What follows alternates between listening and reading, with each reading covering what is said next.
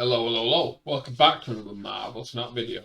In this video, we're looking at the brand new OTA changes. We finally get nerfs to bounce. There's three nerfs that are targeted at bounce.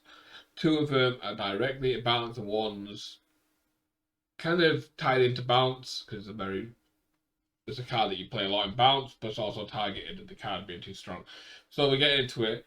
The first change is to Kitty Pryde. She's no longer a 1-0.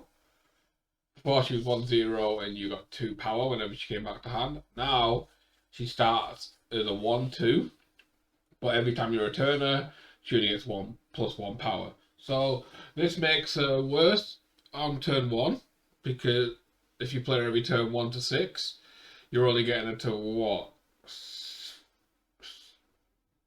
8 power? Where before you'd have her at, what, 10? 12? Yep, 10. And now you're having her at 7? Yeah, because she doesn't come back in the last turn, right? Yeah, so you're losing a little bit of power there, but you're gaining power on if you draw a late. Like, she's now playable if you draw her on 6. Because she's at least a 1-2, right? Or if you draw her on 5, you can play her at 1-2. And then at least she's going to be a 1-3 on turn 6 if you have the spare energy. It's not like, you know, you're wasting energy for something that you're not going to play. So decent enough change, I think. Keeps Kitty usable, which is what we want to see. We don't want to see a card just murdered completely. But it slows down the power of bounce. So hopefully this, with the next change, is enough to not bounce down. I don't want bounce dead. Just knock it off the top spot, because the power you can get on bounce is insane. So the next card is Hit Monkey. He's gone from a 2-0, gain 2 power for each other card played this turn, to a 3-2. He still gains 2 power, but now he costs 3 and he starts with 2. So it's just a little tweak to him, right? It's just to stop him coming out a bit earlier. So if you're playing him on 5 to avoid bounce stuff, or to play into a 6, right, you can Mysterio, Hit Monkey, and Kitty.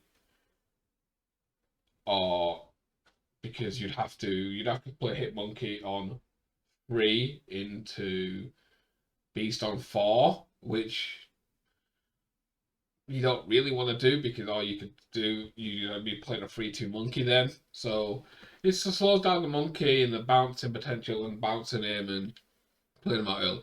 But he's still going to be good with Mysterio. It's not going to kill it.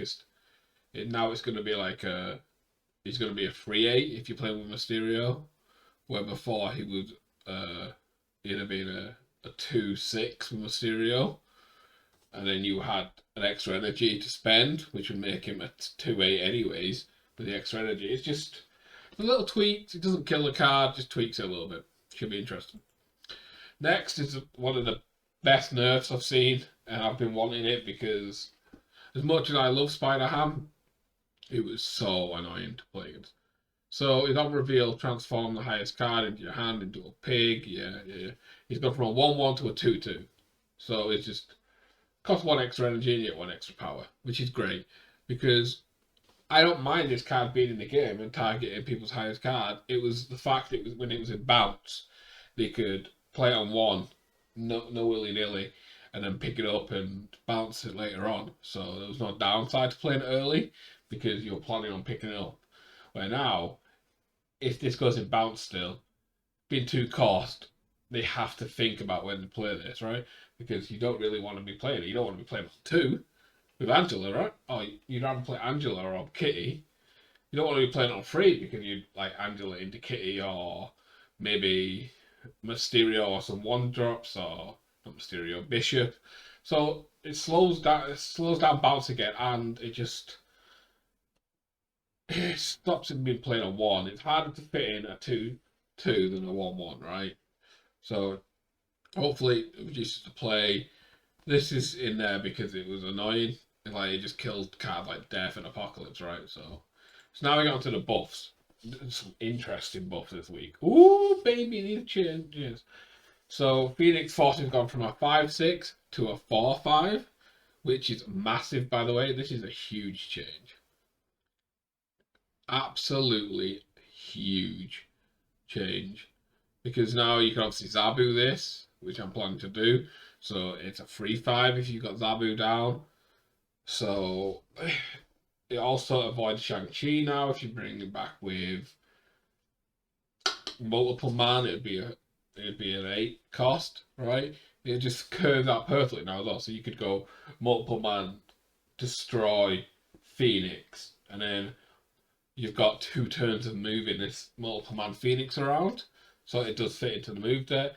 You can also play some destroy stuff. I don't want to ruin the decks that I'm planning with it. But say you play the Zabu deck and you decide to destroy something.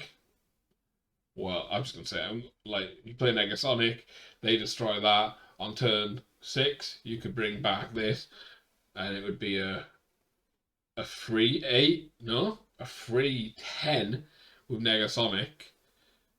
And if you've got initiative, and you could secure a lane by playing that, maybe, or it's just a free 10 anyways, coming back if you don't have an initiative. You know, it's good stats, and like it reduces the downside of Negasonic a little bit for the fact that you can bring it back later, and for free cost you have a free 10, which is going to be interesting. We'll see how it works out. And next we get on to another battle pass, last month's battle pass card. Ghost Spider is now a 1/2 instead of a 2/3, same effect and everything. This is good, fits better into curve, into bounce. It goes better with Spider-Man 2099 as well. Again, playing it with a Zabu deck. God, Zabu needs a nerf or something.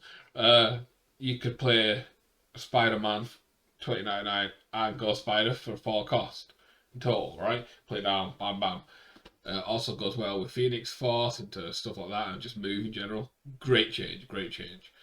And that's this change is clearly came out this week because the Tribunal was in spotlight last week. They're not dumb, you know. Put a card in, then buff it the week later. Make sense for them putting it in there. See if it gets a lot more play. So it's a 6/9. That's all it's done. They've added 3 power to it. Might help.